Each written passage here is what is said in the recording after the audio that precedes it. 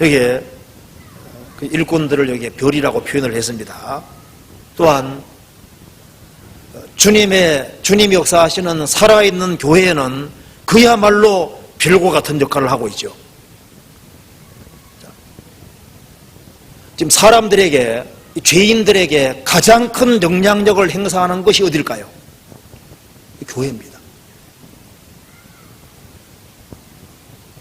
전도집회할 때 사람들의 마음이 움직여져서 집단적으로 많은 사람들이 구원받지 않습니까? 구원받아 주님과 연결되는데, 그런 의미에서 교회도 별과 같은 역할을 하는데 가장 큰 별과 같은 역할을 하는 겁니다. 그렇잖아요. 궁창이 확실한 증인 달이라는 말씀도 있는데요, 별보다 다른 밝기가 더 밝지 않습니까? 밝기는 지구에서 봤을 때 교회는 달과 별과 같은 역할을 하는 거예요. 그래서 구원받지 아니한 사람들, 그런 사람을 교회 연결시켜서 말씀을 듣게 하면 거기에서 마음이 녹아내려서 주님과 연결이 됩니다. 그런 의미에서 교회도 별과 같은 역할을 하고 있는 거예요. 성경 찾아보시겠습니다. 요한계시록 3장 보시겠습니다. 3장 7절입니다.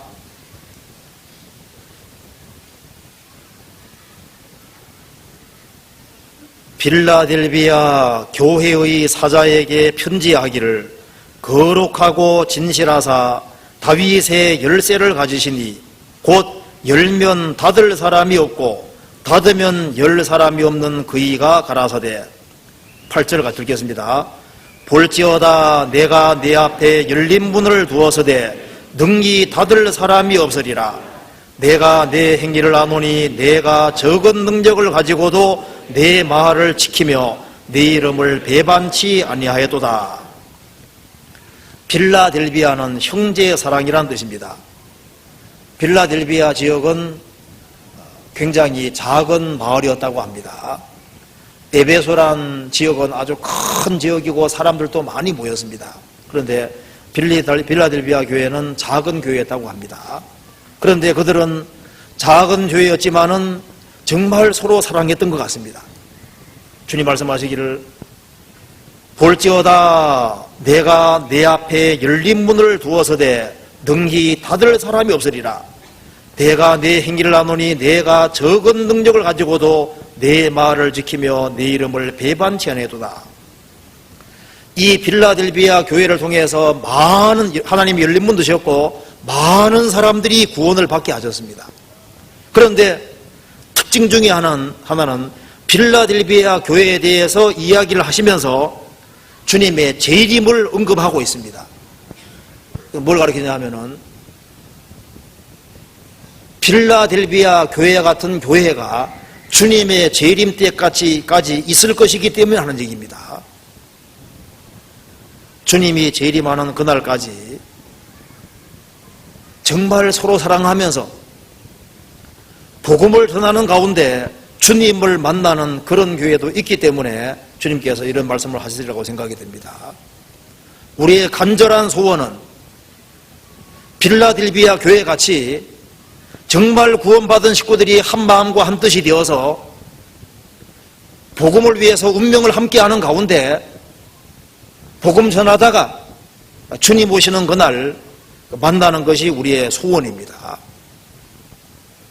교회는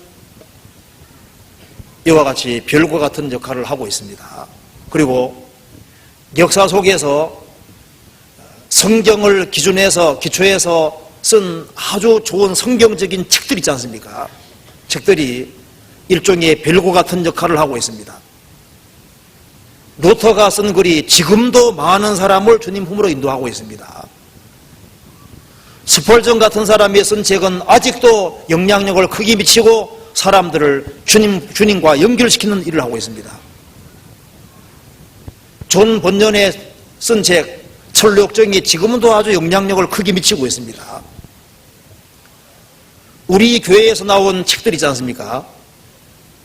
그 책들이 주님과 연결시키고 그 책을 통해서 되게 별과 같은 역할을 해서 사람들을 구원의 길로 인도합니다.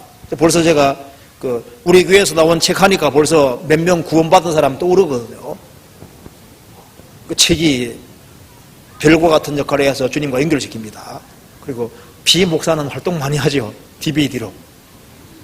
거기에 말씀이 들어있기 때문에 주님과 연결시키는 별과 같은 비슷한 역할을 하고 있는 거예요.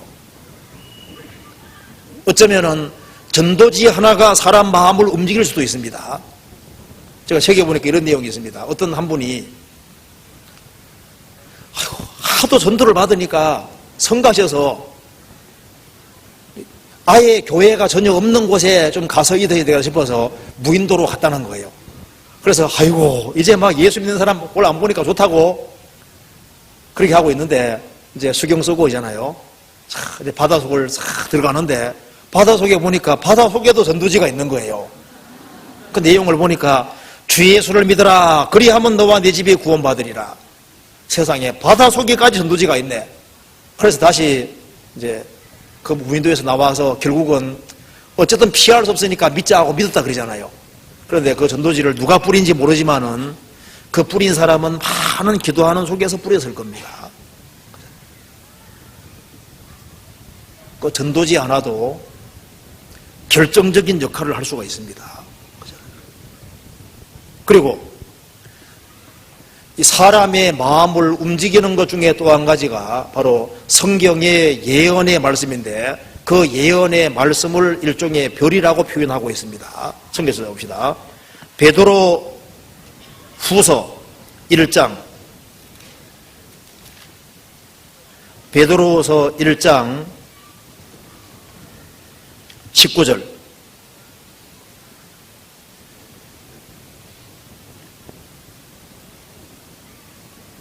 또 우리에게 더 확실한 예언이 있어 어두운 데 비치는 등불과 같으니 날이 새어 샛별이 너희 마음에 떠오르기까지 너희가 이것을 주의하는 것이 가하니라. 베드로 사도는 앞에서 변화산상의 사건을 이야기하고 있습니다. 우리는 예수님의 재림을 친히 본 자다. 예수님이 재림하시는 예고편을 마태복음 16장에서 17장에서 봤습니다. 그래서 예수님의 재림에 대한 이야기는 공교히 꾸며낸 얘기가 아니고 실제고 우리는 재림의 예고편을 봤다. 그런데 우리에게 그거보다 더 확실한 것이 있는데 예언이라는 겁니다. 어두운 데 비치는 등불과 같으니 어두운 데 등불 없으면 헤맵니다. 우리는 성경에 예언의 말씀이 있기 때문에 세상이 혼탁해져도 성경의 예언의 말씀 일종의 등불이 되기 때문에 인생을 헤매지 않을 수 있는 겁니다. 날이 새어 샛별이 너희 마음에 떠오르기까지 너희가 이것을 주의하는 것이 가하니라. 샛별은 금성 가르치고 있습니다. 샛별이 떠오르고 그 다음에 해가 떠오르잖아요. 재림의 징조가 나타나고 주님이 오십니다.